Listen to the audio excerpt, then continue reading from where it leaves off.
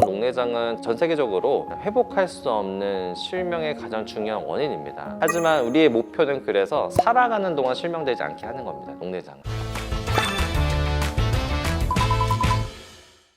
네, 안녕하세요. 강남 아이원스안과 대표 원장을 맡고 있는 백동원 원장입니다. 저희가 이제 시력 교정 수술을 하기 위해서 내원하신 분들은 항상 눈에 대한 정밀한 검사를 먼저 합니다. 망막에 문제가 있는지, 녹내장 같은 시신경병이 있는지를 항상 확인을 하는데요. 요즘은 워낙 서구화되고 고도근시 환자가 많아지다 보니까 녹내장 위험인자를 갖고 있는 환자들이 상당히 많습니다. 실제로 내가 모르고 있지만 녹내장이 있었던 분도 있고요. 그래서 과연 녹내장이 있는 환자분들, 과연 시력 교정이 괜찮은지, 가능한지 에 대해서 오늘 한번 설명을 드리도록 하겠습니다. 원장님, 녹내장이 뭐고 생기는 원인이 뭔가요? 우선 녹내장이라는 병은 우리 눈 속의 시신경이라는 곳에 손상이 되면서 일단 먼저 구조적인 변화가 먼저 생기는 겁니다. 그로 인해서 시야결손이나 어떤 기능적 손실이 되는 것을 우리가 녹내장이라는 병이라 하고요. 전 세계적으로는 회복할 수 없는 실명의 가장 중요한 원인입니다. 이제 녹내장 생기는 원인 너무 다양한데요. 일단 1번은 나이. 우리가 나이가 들어가면 들어갈수록 녹내장의 위험인자가 조금 더 증가를 합니다. 그래서 우리가 나이가 40세가 넘어갈 때는 안과에서는 기본적으로 녹내장 여부를 꼭 확인하게 되어 있고요. 두 번째는 이제 가족력. 가족력에서 이제 녹내장이 있으신 분이 있다고 하면은 나 또한 위험인자가 될 수 있습니다. 그래서 가족력도 중요하고, 그 다음에 이외에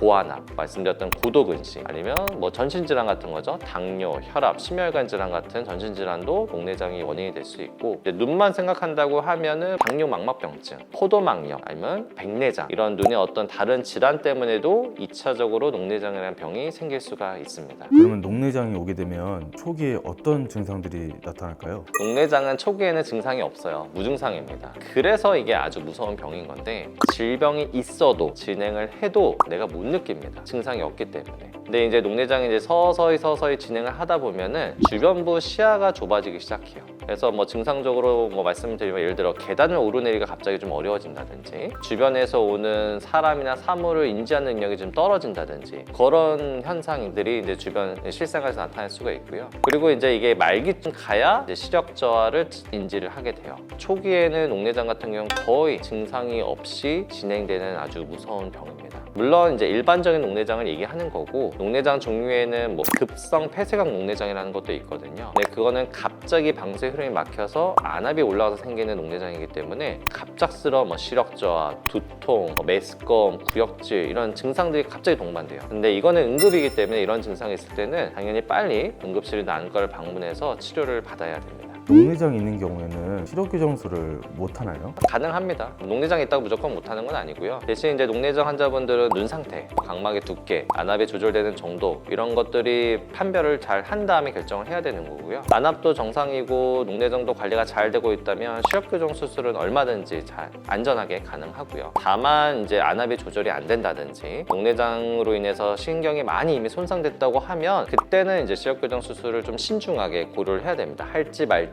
아니면 어떤 거를 할지에 대해서는 신중하게 전문가랑 얘기를 해서 고려를 해야 됩니다. 시력 교정술을 받은 후에는 녹내장 관리 방법이 따로 있을까요? 특별한 게 따로 있지는 않고요. 녹내장 있으신 분들은 그 전에 하던 대로 꾸준히 잘 관리를 하는 게 매우 중요합니다. 특히 이제 녹내장 같은 경우는 안압 조절하는 게 중요하기 때문에 그거에 대해서 이제 정기적으로 안과 검진을 받는 게 중요하고요. 좀 주의를 한다고 하면, 우리가 시력 교정 수술을 하면은 각막을 깎아서 얇아지잖아요. 그러면은 안압의 측정 값도 저하돼요. 달라집니다. 그래서 기존에 내가 기준을 잡았던 녹내장 치료의 안압과 수술 이후의 안압은 달라질 수 있기 때문에 그거에 맞춰서 또 경과를 봐야 되고요. 우리가 또 시력 교정 수술을 하면은 암호는 이제 초기 한 2-3개월 과정에서 스테로이드라는 면역 억제제를 사용하는데, 스테로이드는 또 안압에 영향을 또 주기도 합니다. 안압 상승을 일으키기도 하기 때문에 녹내장 있으신 분들은 스테로이드를 사용할 때 이 안압 경과도 매우 유심히 살펴봐야 되고요. 시력 교정 입장에서 보면은 녹내장 약물은 건조증을 좀 악화시키기도 하고 상처 치유 회복을 좀 지연시키기도 합니다. 그래서 시력 교정 수술에 녹내장 약을 써야 되는 분들은 조금 더 철저하게 적극적으로 건조증 관리를 같이 해줘야 예후가 더 좋습니다. 라식이나 라섹 후에도 녹내장이 찾아올 수가 있을까요? 이 시력 교정 수술과 녹내장이 생기는 건 약간 별개입니다. 물론 시력 교정 때문에 녹내장 위험인자가 늘어나는 경우도 있어요. 근데 이제 녹내장 같은 경우는 시력 교정 수술을 하든 안 하든 누구에게나 언제든지 생길 수 있는 질병입니다. 수술 이후에도 예를 들어 나한테 가족력이 있었다거나 나중에 전신질환이 생기는 분들은 얼마든지 녹내장이 생길 수가 있습니다. 그래서 나는 녹내장 위험 요인이 있다, 고도근시였다, 가족력이 있다, 전신질환이 있다 하는 분들은 그냥 시력교정 수술과 상관없이 녹내장에 대해서는 계속 꾸준한 경과를 봐야 되는 것이 중요한 겁니다. 녹내장의 치료 방법은 어떻게 될까요?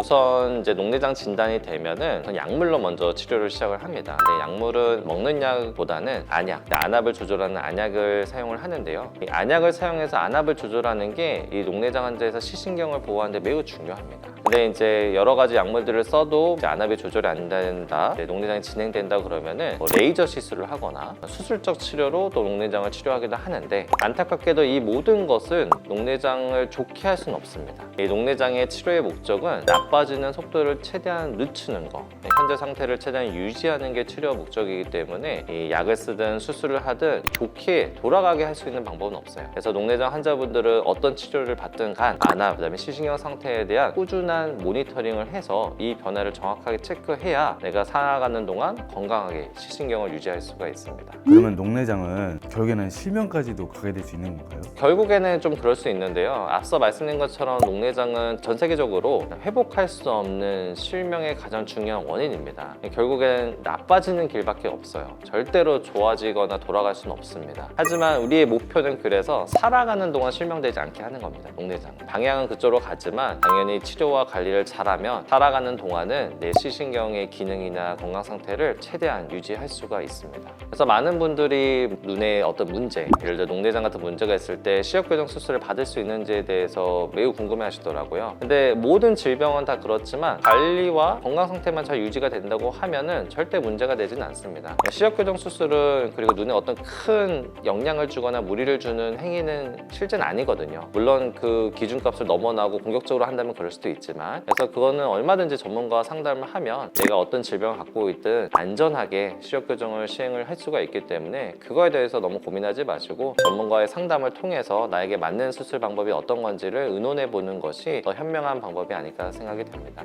오늘의 정보도 도움이 되셨으면 구독, 좋아요 부탁드립니다. 감사합니다.